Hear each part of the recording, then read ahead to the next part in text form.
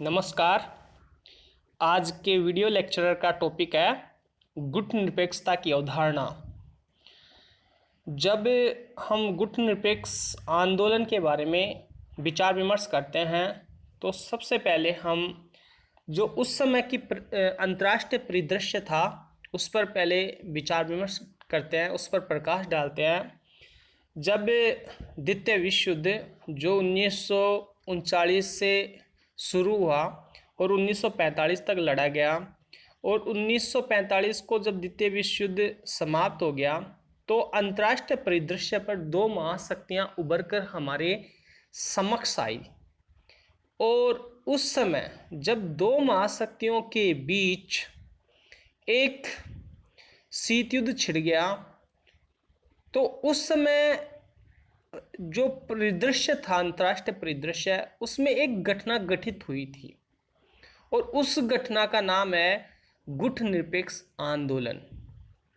और ये जो गुट निरपेक्ष आंदोलन है अंतर्राष्ट्रीय परिदृश्य में कोई एकाएक उभरा आंदोलन नहीं था, बल्कि इसके पीछे ऐसे अनेक कारण थे जिसके कारण यह आंदोलन अस्तित्व में आया।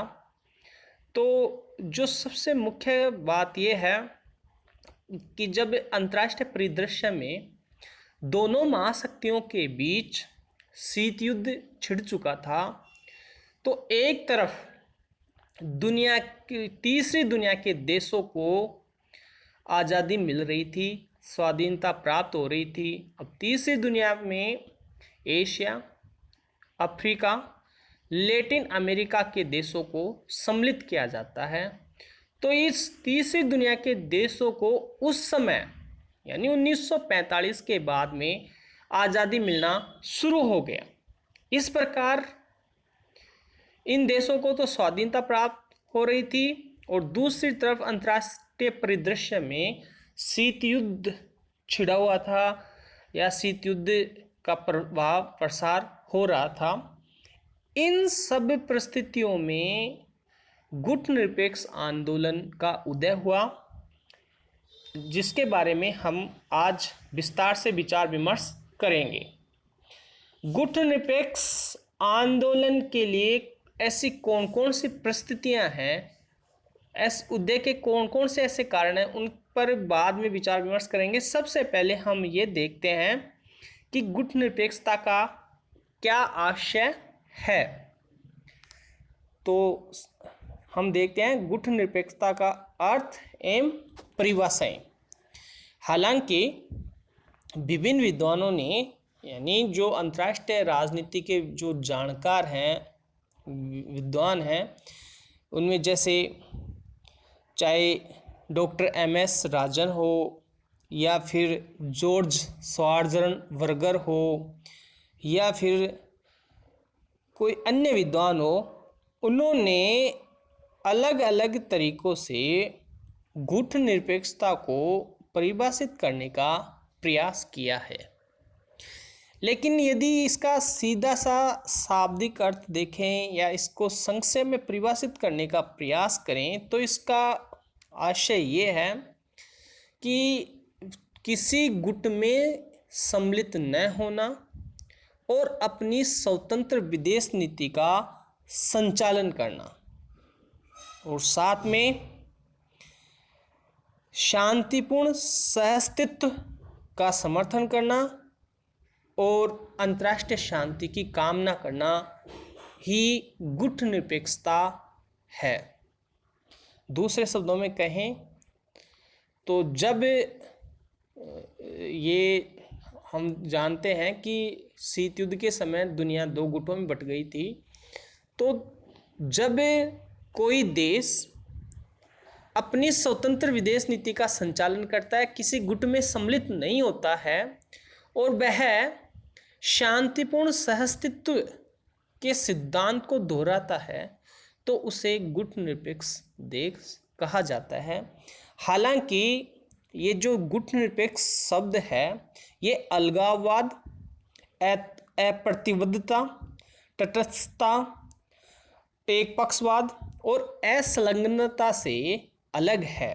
इस प्रकार इसको हर विद्वान ने अलग अलग रूप से समझने का प्रयास किया, लेकिन जॉर्ज लिस्का ऐसे प्रथम विद्वान हैं जिन्होंने गुट निरपेक्षता को वैज्ञानिक अर्थ में समझने का प्रयास किया है, और इन्होंने अंतर्राष्ट्रीय राजनीति में इसका सर्वप्रथम प्रयोग उन राज्यों की नीतियों का वर्णन करने के लिए किया है जिन्होंने द्वितीय महायुद्ध के पश्चात दोनों गुटों में किसी भी एक में शामिल न होने का निर्णय लिया था।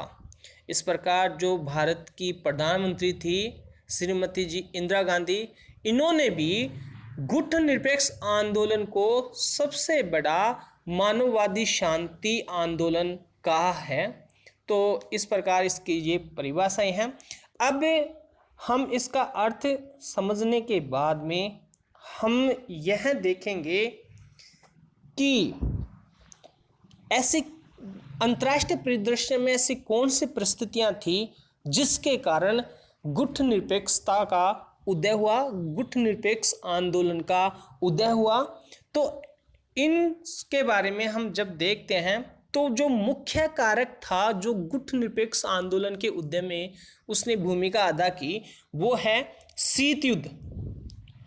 अब जैसा कि यह तो सर्वविदित है कि द्वितीय महायुद्ध के पश्चात अंतर्राष्ट्रीय परिदृश्य में शीत युद्ध उभर कर आया, और शीत युद्ध में जो दो महाशक्तियां थी उनके बीच एक शीत युद्ध छिड़ चुका था। शीत युद्ध का मतलब ये था कि युद्ध तो आपस में लड़ा नहीं जा रहा था, लेकिन युद्ध किसी परिस्थितियां का माहौल बना दिया गया था। एक दूसरे के खिलाफ अंतर्राष्ट्रीय परिदृश्य में तनाव का वातावरण था। तो शीत युद्ध ने तीसरी दुनिया के देशों को यह प्रेरणा दी कि क्यों नहीं हम हमारी स्वतंत्र विदेश नीति का संचालन करें, क्योंकि उनको तीसरी दुनिया के देशों को उस समय नई नई आज़ादी मिली थी। वो अन्य देशों के साम्राज्यवाद और उपनिवेशवाद से अभी स्वतंत्र हुए थे, तो वो ये चाहते थे तीसरी दुनिया के देश कि वो किसी भी गुट में सम्मिलित नहीं हों। तो इस प्रकार शीत युद्ध ने गुट निरपेक्ष आंदोलन के उदय में अपना योगदान दिया। दूसरा जो बिंदु है वो है मनोवैज्ञानिक व्यवस्था। नवोदित जो राष्ट्र थे, यानी उस समय जो स्वतंत्र राष्ट्र थे जिनको स्वतंत्रता मिली थी, उनके एक मनोवैज्ञानिक व्यवस्था भी थी। वह केवल वो अपनी औपचारिक स्वतंत्रता ही बरकरार नहीं रखना चाहते थे, बल्कि उस समय की जो महाशक्तियाँ थी उनके प्रभाव से भी वो बचना चाहते थे, उनसे एकदम मुक्ति प्राप्त करना चाहते थे। और उन्होंने ये महसूस किया कि गुट निरपेक्षता में अपनी आस्था की घोषणा करके हम हमारी स्वतंत्र विदेश नीति का संचालन कर सकते हैं। तो दूसरा जो कारक था गुट निरपेक्षता के उदय का वो है मनोवैज्ञानिक व्यवस्था। फिर तीसरा जो कारण है वो है सैनिक गुटों से पृथक रहना। उस समय जो सैनिक गुट थे, सन 1949 में नाटो की स्थापना हो गई थी और 1955 में वार्सा पैक्ट की और भी छोटे छोटे सैनिक संधियाँ हुई थी, जैसे सीटो, सैंक्टो, बगदाद पैक्ट। ये ऐसे सैनिक गुट थे जिनसे तीसरी दुनिया के देश अपने आप को अलग रखना चाहते थे, उनसे पृथक रहना चाहते थे, और इसलिए भी गुट निरपेक्ष आंदोलन को गुट निरपेक्षता के उदय में ये भी एक कारण था जिसके चलते गुट निरपेक्ष आंदोलन का उदय हुआ। इसी प्रकार जो स्वतंत्र देश थे तीसरी दुनिया के, उनकी एक अभिलाषा थी, वो थी अपनी स्वतंत्र विदेश नीति का संचालन करना। अपनी स्वतंत्र विदेश नीति का संचालन करना भी तीसरी दुनिया के देशों की एक अभिलाषा थी और इसके चलते इन्होंने गुटनिरपेक्षता का समर्थन किया। एक जो कारक था वो है आर्थिक कारक। अब जो गुटनिरपेक्ष आंदोलन का जो देश समर्थन कर रहे थे उनकी आर्थिक स्थिति डामाडोल थी, क्योंकि उनको उसी समय तो साम्राज्यवाद उपनिवेशवाद से मुक्ति मिली थी और उनकी देशों में जनसंख्या का आधिक्य था और उनका रहन सहन का स्तर कमज़ोर था, यानी नीचे का स्तर था, और वहाँ पे बेरोजगारी, पिछड़ापन इनका बोलबाला था। इस प्रकार जो आर्थिक कारक है उसने भी इनको प्रेरित किया गुटनिरपेक्ष रहने के लिए। तो हम कह सकते हैं, जैसा कि नेहरू जी ने कहा था कि युद्ध में हम किसी के साथ नहीं हैं, शांति में हम सभी के साथ हैं। तो इस प्रकार कोई एक कारण नहीं था जिसके चलते गुटनिरपेक्ष आंदोलन का उदय हुआ हो।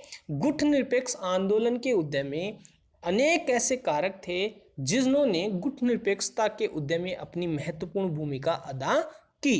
इस प्रकार हम गुटनिरपेक्षता को प्रोत्साहन देने वाले कारकों पर विचार विश्लेषण किया। अब हम देखते हैं गुटनिरपेक्ष आंदोलन के जो सदस्य देश बने उनके लिए क्या क्या सदस्यता की शर्तें थी, वो इस प्रकार हैं। जब 1961 में बेलग्रेड में गुटनिरपेक्ष आंदोलन का पहला शिखर सम्मेलन हुआ तो जो प्रमुख जो गुटनिरपेक्षता के कर्णधार थे भारत के नेहरू जी, इसी प्रकार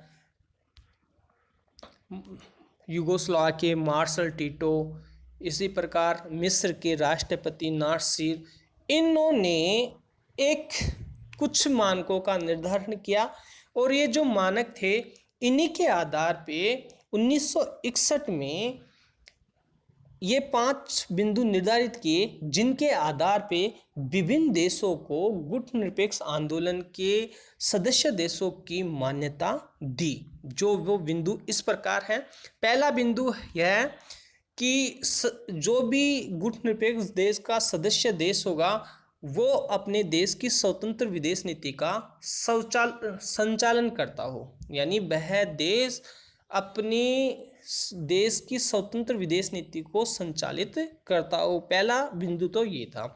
दूसरा जो बिंदु था कि सदस्य देश उपनिवेशवाद और साम्राज्यवाद का विरोध करता हो, दूसरा बिंदु ये था। तीसरा जो बिंदु था कि जो सदस्य देश है उसके भौगोलिक क्षेत्र में किसी सैनिक गुट कोई सैनिक अड्डा नहीं हो। इसी प्रकार जो चौथा बिंदु था, सदस्य देश किसी महाशक्ति के साथ द्विपक्षीय समझौता न किया हुआ हो।